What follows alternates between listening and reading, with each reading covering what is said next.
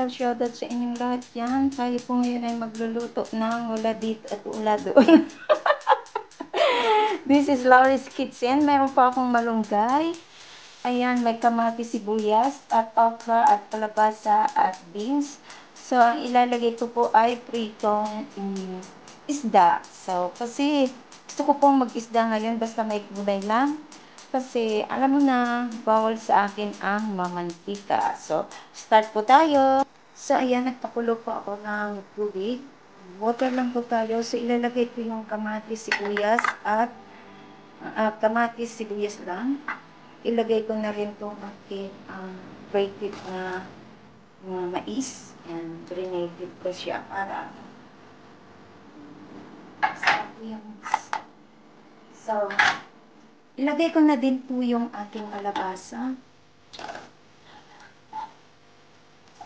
Ito po yung sarili menu dito sa aking kusina. Basta layo-layo muna ako sa sa mamantika. Away muna ako. So ilagay ko na din tong okra. Lagay na lahat at ang ating bagyo beans. Wala po akong sitaw sa bagyo beans ko ilalagay. At meron pa po ditong bagoong resina. So, alam na, itong mga luto ko ay my own recipe.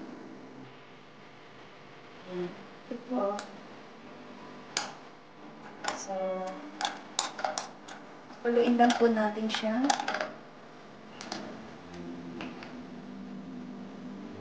At lagyan ko po siya ng black pepper. Nakabili na ako ng black pepper na pinong. Mas gusto ko kasi pinong. So, hindi ko na siya muna lalagyan ng ating asin kasi mamaya na ang timplang pag naluto na. So, mamaya ko na rin ilagay ang ating isda kasi medyo yan, ayaw kong maduro. Prito na rin naman yun. So, takpan po natin.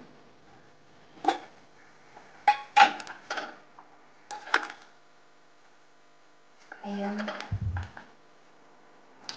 Ito ang ating okra. Sinaw. Mais.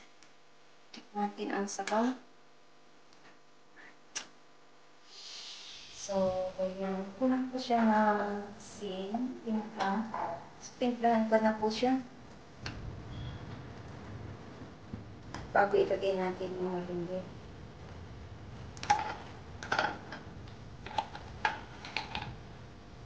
Lagyan po natin siya ng magic sarap.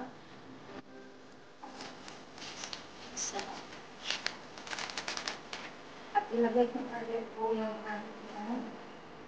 balunggay.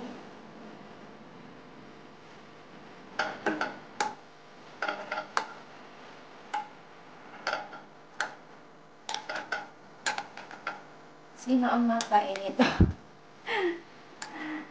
Sino ang kumakain niyan? So, ilagay ko na rin yung aking pritong isda. Rinito ko na siya. Isa lang naman ako. Set ko yung isa sa meron kasi ako yung carrots na ilaw at saka cucumber. So, pag ako kumakain ako ng raw na vegetables like carrots and cucumber, ay gusto ko yung merong akong pritong isda. So, ayan. Check natin kung anong lasa. Ay, sarap. Grabe.